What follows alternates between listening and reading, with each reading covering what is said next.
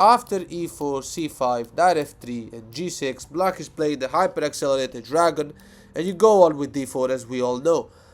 Now, before we go on to pawn takes, as we know, this is what 99% of the time will happen, is what we're analyzing. Let's look at a sideline. This is just a mistake. Bishop g7 straight away. Now, you might be confused by black not taking in d4. Okay, you think, what do I do now? Well, you take the pawn. And this might not look like a free pawn because queen a5 now is the right move to go and recapture that pawn. You will play c3. The queen recaptures the pawn. But now you go on with development. Knight a3.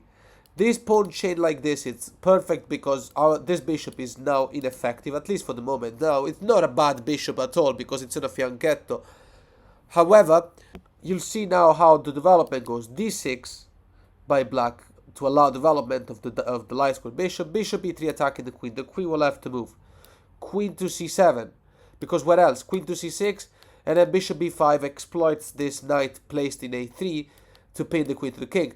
Queen to, none of these squares available. All of them are attacked. Maybe queen to h5 could be another idea. Or maybe queen to a5. Let's see. For example, well, queen to h5, you just play knight b5. And this is now getting really bad for the black player. Let's explore that in a different way though. So here we are after bishop e3. Let's not look at queen h5. Let's look at queen to c7 to see what the plan is. The plan now is knight to b5. And after the queen goes back to d8, you just play e5. And now here, this is the thing now. This pawn cannot be taken. Let's make an example. If pawn takes, then you swap queens. King takes back. And now bishop takes this pawn in a7. And there's a threat now, which is unstoppable, of playing, let's say black develops the bishop to d7 to attack this knight. It looks like a reasonable move because you say, okay, this knight is attacked, and when the knight moves, the rook can take the bishop. But you just play bishop to b6, check, and then the king moves, but you can make a fork. If the king goes to c8, then knight to a7, check. The rook is forced to take because the king has got nowhere to go. So obviously you might say in this position, what if instead of bishop d7, black plays knight to d7, attacking the square b6. Well, now you will just castle long, and black will have to give up the exchange because you're gonna play check. The king has the move, and then you're gonna win the rook. So black might as well just take the bishop and move on with that. So let's make a recap about this early g7, g6, bishop g7 move. So d4, bishop g7, take the pawn. Okay, this is a free pawn unless your opponent plays queen a5 check, c3, and now recaptures the pawn. Knight to a3, and after d6 in order to develop, you play bishop e3. So we mentioned how queen h5 or queen c7 runs into knight b5. I interrupted the queen h5 line before because, as I said, knight b5 is coming now, so I decided to show the other scenario because it wasn't worth it. But let's look at it. We need to explore it actually, because in this scenario the knight b5 move doesn't come with an attack on the queen. Black can play the move knight a6 now, and it stops knight c7 from happening. Now, yes, you do have double attack on this pawn, but in this case, this is not good, since your pieces will be loose. So, the best move now here is bishop to e2, try to discover attack on the queen. So let's make an example. If black plays knight f6 developing, you play knight g5, and that's it. This queen's got nowhere to go. Or if the queen goes to h6, then you got discover attack like knight f7, for example, with an attack on the rook as well. And that's just an advantage, quite big advantage. If instead the queen goes to h4, then g3. This will do the job. Yeah, so let's make one more recap, and then we will change topic. So g6, d4, bishop g7 early on. Take, check, c3. They recapture the pawn. Knight a3. d6, attack the queen. Now let's look once again at the queen c7 line. Because after knight b5 and a queen d8, you might argue, as we mentioned before, our move now is e5. Now you might argue this pawn obviously doesn't have to be taken. What if black ignores it and just says, you know what, to this knight, get out of there, because obviously you're just too much of a nightmare. But, there's nothing to do actually. This cannot be stopped. Queen a4 and it's already game over. What are you going to do now? How are you going to stop all of this problem? Bishop d7, because you see you're threatening like a lot of stuff. You're threatening this double check. It also comes with an attack on the rook, and yeah, so it's too much a threat. So bishop to d7 to stop that from happening. Surprisingly, we play this move now. Pawn takes in d6, completely ignoring the fact that there's a piece attacking us. Well, the thing is, if the bishop takes back with check, and the pawn in a6 cannot take, because then we will just take the rook. So black, let's assume black will take back, otherwise that's just even better for us. However, now knight to d6 check. The king has to move king to e7 to come with an attack on the knight, whilst the bishop still attacks the queen. Queen to f4 defends the knight. Okay, knight f6 develops and gives some sort of protection to the king. Also because you're threatening queen f7, and that's gonna be too much of a problem for our opponent. You also have knight f7 ideas, but it's up to you how you want to play it. Here, knight f6 developing and defending the f7 weakness. Knight to b7 attacks the queen. Queen to c8 moves the queen away and attacks the knight. Queen to b4 check. Now the king doesn't really have anywhere to go that makes sense. King to e8, then knight d6 wins the queen. So after king to e6, knight to g5 check, king to f5, queen to f4, it's game over. Oh, and back in this position, after the e5 pawn push, we went through pawn takes or a6, and they don't work.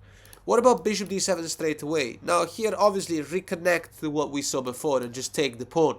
If pawn takes back, then the knight can take with check. If instead the bishop takes you, then you can take back with a check. And obviously that favors you, since then you're going to be able to win another pawn, and position is already winning. And last but not least, the last mention is, instead of bishop d7, also knight to c6 in this exact position. You could take in d6, so you got the same thing going on. And you might argue, what about in this position, right? After playing knight to b5, the queen's gone back to d8, and we played e5. What if black pushes the pawn to d5? Well, you just win a clean pawn, and then you can take the game from here. Obviously, this cannot be taken back. I mean, it can be taken back, but then the knight will go to c7, and you're just a clean pawn up in the center. So let's make a recap now, but we're going to go through the main topic of the video. So knight f3, g6, d4. Okay, take. Right, so take, queen takes back, and now we're attacking the rook, so bishop g7 cannot happen. Knight f6, e5, immediately attacking the knight. Best move by black is knight c6 with a counter attack on the queen. Queen to a4. So now this knight has to move. Knight to d5. Queen to b3 attacks the knight. And in the previous videos, we went through all sorts of stuff. We went through e6, knight b6, knight b4, knight c7, and everything that happens next. In this video, we're going to go once again through knight to c7. The reason being that I forgot to mention an important variation, which is, okay, what to play now. Knight to g5. And if you want more information about this, by the way, you have to watch the 6th video of this saga. Right? The knight c7 variation is from the 6th video, so the latest one before this one. Right? Now here, after knight c7, we play knight g5. And now knight to e6. So now we take the knight, as we remember. Pawn takes back, and now knight c3. So as we mentioned in the previous video, the knight cannot take this pawn because of bishop to f4. To defend the knight with the bishop, you can just take it. Bishop takes back, and then queen b5 wins the piece because of the fork.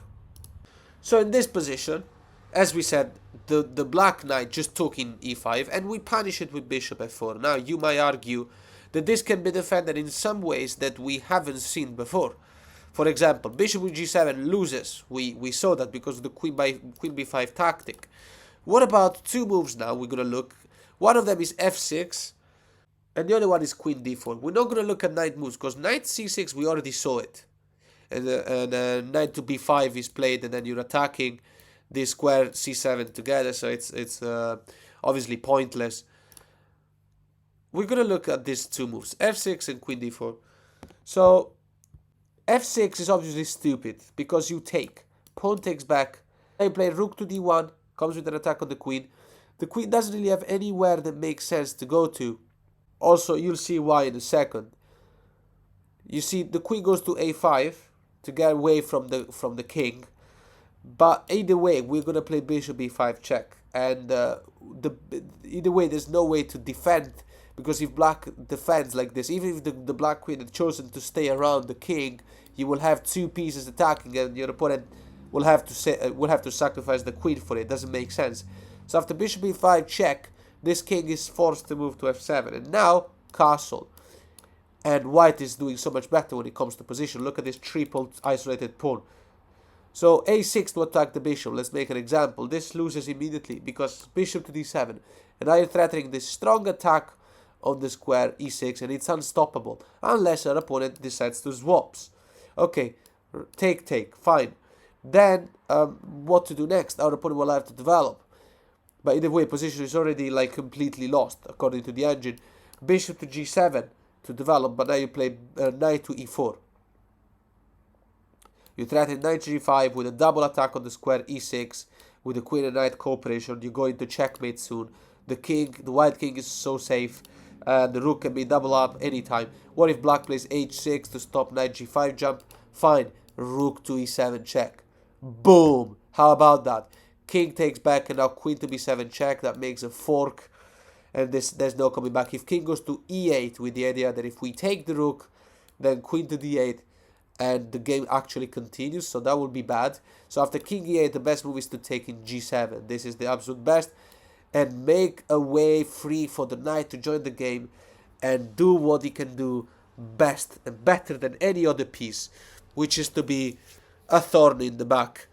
What about, instead of king e8, king to f8, where in that case we'll take the rook, and obviously the king will have to move king to f7, knight to d6 check, king to e7, and now queen to b7, surprisingly, because we're giving up a piece, but this comes now with a checkmate in 9 moves. So rook to d1 check, and it goes pretty much like this: king c5, check from the queen in e7, and whatever, the king goes up, but then you got the two rooks, you know, the rook and the queen, low mower. If the king goes to b5, then queen d7 check, king moves, check, king moves, and now c4. And obviously you got an idea, if the king goes to a4, b3, if the king takes, then you got the low mower, and yeah, you can take it from here. So let's make a recap, and we understand that better.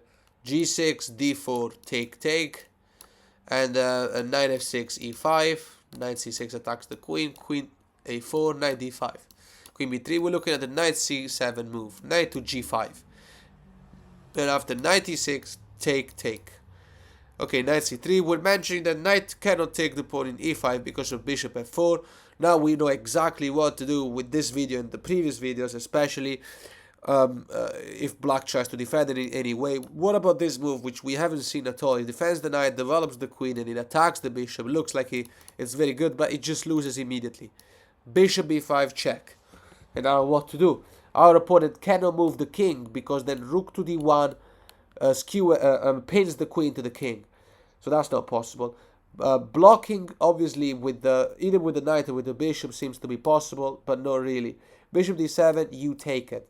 And now, if the queen takes, then the bishop captures the knight. So the queen will have to stick around to defend the knight. So the knight has to take.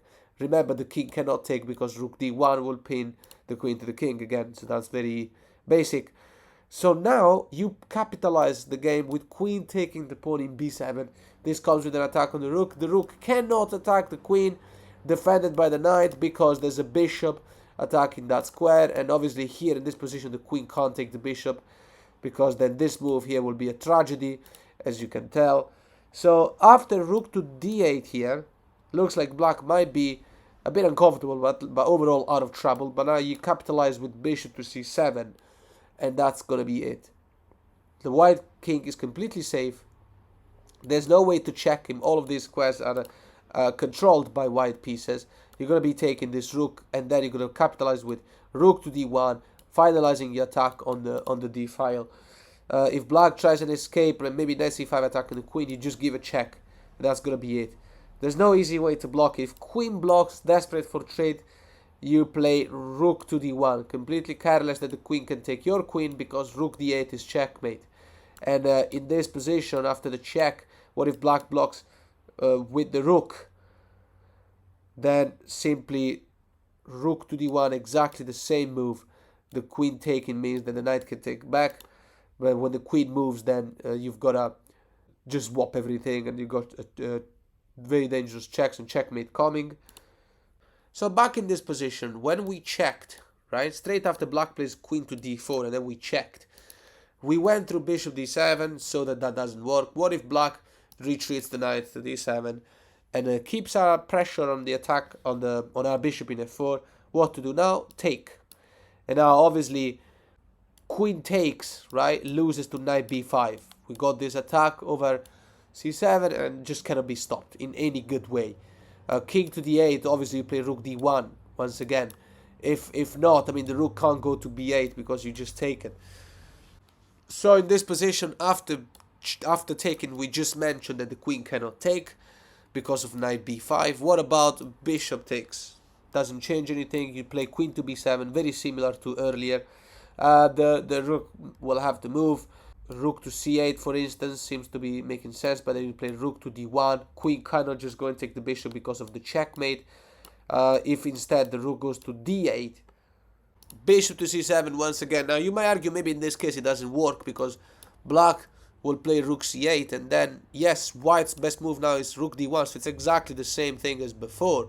But like obviously now if the queen moves, let's say queen to c4, queen to c5, then you got checkmate. Like queen takes rook, only move is to take back with the bishop, and then rook is going to d8. And so in this position, rook to d1. What if instead of the queen moving away and allowing us to do a checkmate, what if the rook takes the bishop? Well, you take the rook back. Now here, what's important to understand is that the queen doesn't have any checks. Our opponent doesn't have any checks because if you think about it, we'd only up the exchange and a pawn, but our opponent has the bishop pass. So I mean, definitely a type of game that a player is supposed to try and fight. But the thing is that this queen is powerless. You got an attack on d7 with the queen and the rook, and there's no way that the queen can move to protect them. So wherever the queen moves, you're gonna have an attack on d7, and there are also no checks available anywhere. So this queen is right in the middle of the board, but she's just trapped. So let's do the last recap so that we understand everything about it. d4, take, knight f6, e5, knight c6, queen a4, knight d5, queen b3, knight c7. Okay, knight to g5, knight back to e6, take, knight to c3. And now let's not take this pawn because we've seen and we've proven that it's just wrong to do so. Bishop to g7. Now how to defend that pawn? Play f4. Obviously you gotta defend it with another pawn. Castle. And now bishop to d3. So this is now black having played the top moves and basically making it all the way here. Black is not going to be losing this game, no, not necessarily. The fight is on. So now we're going to look at this move, a6, with the idea of pushing b5 and putting the bishop in the fianchetto. Before we do that, let's have a look at this one, f6. The idea is to obviously challenge our center, and our opponent will love to just swap everything and win a pawn. Or at least he wants us to take, and then he can take back. And as a matter of fact, we are going to take. And when black takes back, the pawn structure is united, but you play bishop to e3. You're ready to castle. King to h8 is the best move by black in order to be able to push the pawn in e5. h4 comes now straight away. And this is the weakness of this dragon, right? The weakness is that h4 and h5 are inevitable. Unless black plays h5, but then the bishop in d3 will take the pawn in g6 for free. So, but even that's not even the best move, and let me show you why. So after h4, what if black plays h5 for real? Okay, the best move is castle long, because obviously this will come with even more of a threat. So let's make an example, e5 by black, right? Bishop g6. No, there's no argument about it. So what if black, in this situation, after we just long castled, black plays queen e8, defending the pawn in g6 and removing the queen from the dangerous file. Knight to b5, threatening the fork. Okay, queen to f7, sticking around and also preventing the knight from going to c7. Well, knight to d6. And now we are going to win this pawn, and the defense of the black player is falling apart. So, in this position after h4, instead of h5, which is a weakening move, what if black finally plays e5, strikes the center? Okay, fine, then we go on with our plan of h5. This cannot be stopped with, let's say, g5. You know, because our opponent knows that we want to open the files for the attack of our rook on the open file, because now h6 traps the bishop. So instead of g5, well, okay, wait a second. You might say after g5. So here we're attacking the bishop, and black doesn't have advantage, so like pawn takes pawn, because we will first, I mean, we do have advantage, because we will take the bishop with check, and obviously it's a completely winning game. So after we just play h5, we mentioned that g5 doesn't work. What if black takes us? Okay, take back. And h6 now seems to be saving the black player at the moment. f5. And now we got double attack on h6. King to h7, defending it more. Long castle. And now we're threatening to just discover attacks. So knight to d4. What about this move? This comes with an attack on the queen. And it looks like it's provoking us into giving away the bishop pair. Pawn takes back. We're going to have to move the knight. And this queen doesn't really have to move at the moment. That's why we don't take that knight. Queen to a3 is the best move. Okay, rook to e8. Rook to h1. Finalizing the attack on that square h6. What if queen to e7? Desperate for a trades? Well, fine. We're gonna do that. Take. And now we're just happy to play g4 to support the pawn in f5, making sure it doesn't get taken.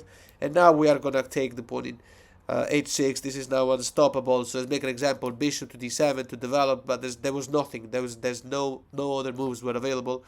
You will just take here, and you take it from there.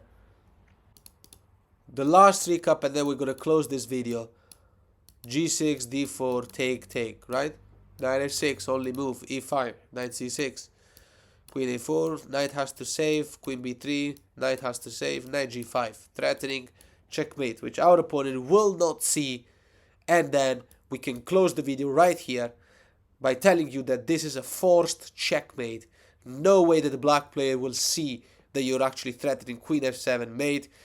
And now, come on, let's go on. Knight e6, take, knight c3, bishop to g7. Okay, we have to defend it with the pawn. And now castle, bishop to d3. So earlier we went through f6 and everything. What if our opponent plays a6 now, which is a more meaningful move, basically threatening b5, threatening to develop the bishop from the fianchetto, because this bishop can't really move from here anyway. So bishop e3 comes now, and after b5, castle, bishop to b7. It looks like this is gonna be finally at the end of this video. It looks like black will be finally able to play a decent game the way it's supposed to. Rook a to d1. Let's look at two options before closing this video. Well, first of all, rook to c8 now looks like a completely normal move. It puts the rook on an open file and develops a piece. But you will just take in b5, and you missed the part where the rook was creating a discover attack on the queen. So that's just a free pawn for no reason. So let's obviously not look at this. So in this position, what if the queen goes to c7? Because we just played rook a to d1, we've got a discover attack on the queen. So queen to c7 developing. Okay, a4. Before we look at pawn takes, which is a bit unusual, but let's look at this move now. b4 seems to be a good counter attack. You will play knight to e4. And now what to do? If our opponent plays rook a to d8 to develop the rook, this seems to be making perfect sense. You play knight to c5, threatening the fianchetto bishop. And you also threatening this pawn, and you're winning material, because you see, you also have the attack of the bishop in d3, so you're threatening to take. So let's say if the bishop moves, you can take here. And obviously then this pawn is going to fall. You got 3 pawns against 1, basically. So even if the bishop doesn't move, but then you still got an attack here. And a queen can't just go and defend this pawn in any way, because then you can play bishop e4. Now the queen is defending the bishop, meaning that this knight is threatening to go to e6. and it's going to be a bloodbath. And there's going to be a discover attack on the queen, and the queen might have to abandon the defense of that bishop. So the game will play itself. And even then, even if the queen doesn't play to b6, even if black doesn't move the bishop, what if our opponent doesn't do any of that and just plays a5? It seems like, you know, this move makes perfect sense because he saves everything. But actually now you will go on and take the fianchetto bishop, as we mentioned, because then queen takes back and now bishop e4 pins the knight to our opponent. And now we have a very simple plan of swapping the rooks and then play queen to c4 to put more attack over the knight. And that just cannot be defended. Let's make an example. Like if he was our move again, you will do this. You will do this, and then queen to c4. And then the knight is still pinned. So after rook to c8, then you'll play rook to d1. With obvious threats on the back rank as well. So here in this position, as we mentioned, a5, right? To save that, knight takes bishop, queen takes, and now bishop to e4 pins it. What if the queen goes to c7 to unpin herself? Because now it's black to move, right? Then you will play queen to c4. And yeah, that's it. You can capitalize like that. What if instead our opponent plays queen to c8? In this case, it looks like queen to c4 is not as effective. Although, yes, queen to c4 is doubling up the attack on the knight. But in this case, it looks like the knight can move and the queen is defended and so on. But where? The knight can't move anywhere. That's the funny thing. Knight a7 will get taken, so knight b8 appears to be the only move available. And now very quietly, the silent killer is queen to b5. And you will finally capture these pawns. And so in this position, the last mention of the video will be, as we remember, we played a4 and then b4 with the idea of not trading. Basically, what about pawn taking in a4? What about this move? Okay, well, queen to c4 now. And the idea is to take the pawn in a4 with the knight. This is also whilst threatening knight to c5, attacking the fianchetto bishop, whilst threatening bishop e4, putting pressure on the knight. These are the themes of this opening. So before we get, because now it's black to move, before we get the chance to recapture this pawn, what if black plays a3? Desperado move. The idea is that obviously, well, now we have to take back, that's our best move. But now we got these two asserted pawn, our opponent has one. We do have a passed pawn though, that's what we got. Although we have 4 pawns on this side, while our opponent has 5. And here what to do next? I mean, there's not really much to do. We are going to play knight a4, knight c5, these are inevitable moves. What if black plays rook to c8 in order to be able to move the knight? So it looks like this knight can now move freely with, you know, because it was pinned until a move ago. Well, knight to a4 comes now. And now it's not like black can move the knight anywhere. Let's say knight to a5 with an attack on the queen. You will just take the queen, rook takes back, and then bishop b6 forks these two pieces. So that's not going to happen. If the rook moves away, let's say rook to d8 looks like a completely normal move, but then bishop b6 makes a skewer. If black pushes f6 to challenge our strong center, then you got queen e6 check. You see how basically there's really not much that can be done at the moment to stop us. If you ask the engine at the moment, the position is already quite better for white, but the absolute best move by black will be knight to b8. This is the only thing left to do, and now here the best is to take, and now knight to c5 comes anyway. And black can't move a thing, because if black moves the knight or the bishop, then we got this double attack on the pawn in a6. If black pushes the pawn in order not to worry about it anymore, you play bishop to b5. And this is a beautiful move, because it basically stops our opponent from developing. He can't play knight d7, right, because now you got 3 pieces attacking that square, and you can't play, let's say, well, can't even play knight to c6, because then the knight can take the bishop, and then rook takes back, and then you got the free knight. So you can't even play bishop to c6, because you will defend it like this. You will defend your bishop, and you're going to be playing c4 as well, and you're going to be playing on the passed pawn.